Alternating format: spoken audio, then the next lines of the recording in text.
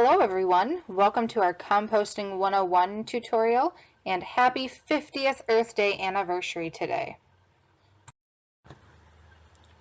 Earlier today I read a new book called Green Machine, The Slightly Gross Truth About Turning Your Food Scraps into Green Energy. This book was focused on biogas as a renewable energy and is a great introduction to biogas energy and quite literally turning our trash into treasure. Obviously, we don't all have the ability to create a biogas reactor in order to harvest energy that way, but we do all have the ability to use our food scraps to make compost. What is compost? Well, it's decayed or dead, dying organic material that is used as plant fertilizer. How do you make compost? You mix various organic substances like dead leaves, grass clippings, eggshells, apple cores, even dryer lint together, and then you let nature do the rest. Today I'm going to show you a fun way that every family can get involved in composting with just a few simple things that you probably already have around the house. You're going to need a mason jar, a wide-mouthed one is best, rainwater, but just a cup of it. So next time it rains, just set a cup outside, just have a little bit of rainwater. Some organic yard debris, so that can be fallen leaves, some grass clippings, and some dirt. Some old newspaper, that's probably in your recycling. Some fruit and vegetable peels, cores, and other scraps from your kitchen.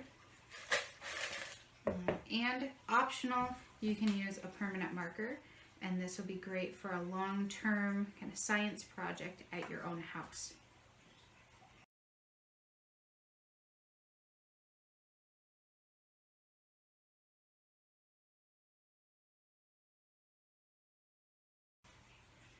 So to get started, I'm going to take my container here that has soil in it and toss a handful of soil in the jar.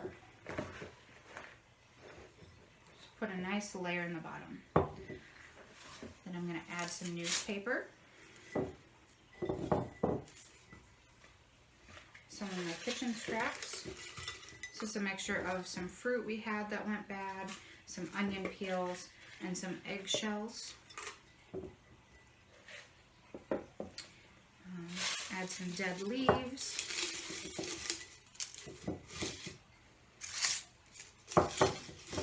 And just continue layering those things until you reach the top.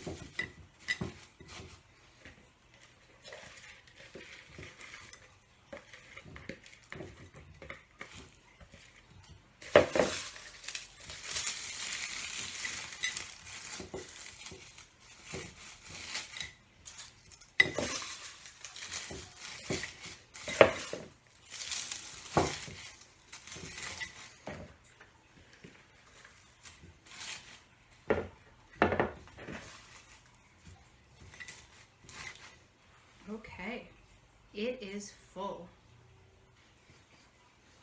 Now that we have all of the green and brown materials in here, I'm going to add my cup of rainwater.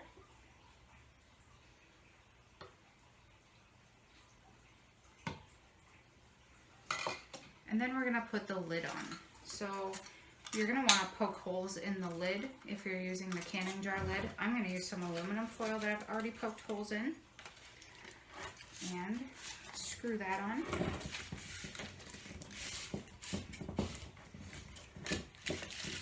Now, if you want to do this as a science experiment, which is kind of fun, go ahead and mark where the top of your jumbled materials are.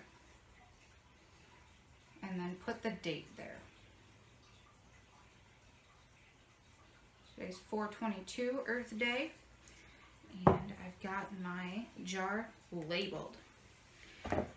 The next thing you're going to do is take this compost jar you just made and set it on a sunny windowsill, up out of reach so that it doesn't get knocked over, but someplace that it can get a lot of sun and really get to work.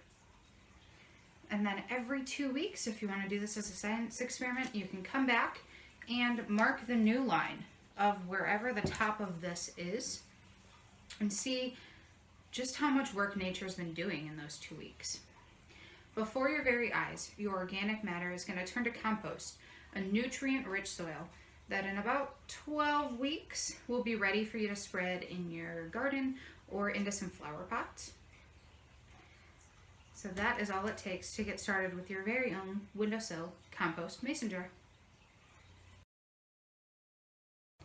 If you have a big yard, this can be done on a large scale too, using a compost pile or bin. You can purchase compost bins at local hardware and garden center stores, but it's just as easy to make your own. At my last house, I used 4 pallets to make my compost pile.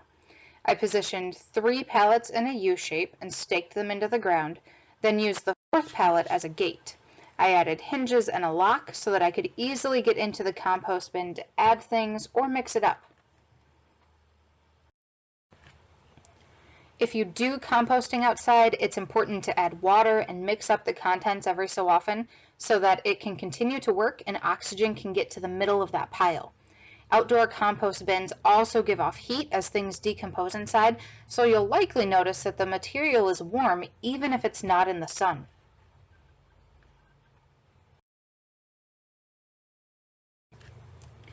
Composting outside is a little bit harder than in a mason jar because you do need to keep in mind that you have to have a balance of green material, that fresh plant matter like grass clippings, and brown material like dead leaves to have the right amount of nitrogen and carbon in the mixture to create good compost. There are lots of great resources online to help you as you start composting. Check out these ones from the Iowa DNR, the EPA, NPR, and Minnesota's Pollution Control Agency. It's important to note that when you're composting at home, it's best not to use any animal products like meats, fats, or dairy, or any diseased plants. You certainly don't want to spread that disease into your garden with your new compost. Composting is a great family activity, especially for those that enjoy gardening. If you do begin your own compost pile, I suggest having a kitchen compost container to keep those scraps separate from garbage so you can add them to your pile. This is the one I own. It has a carbon filter in the top to keep things from getting too stinky. But you can certainly upcycle something you have, like a coffee can, milk jug, or another container to hold on to those green materials before they're added to your compost pile. Happy composting! Thank you for joining me today for Composting 101, and again, Happy Earth Day!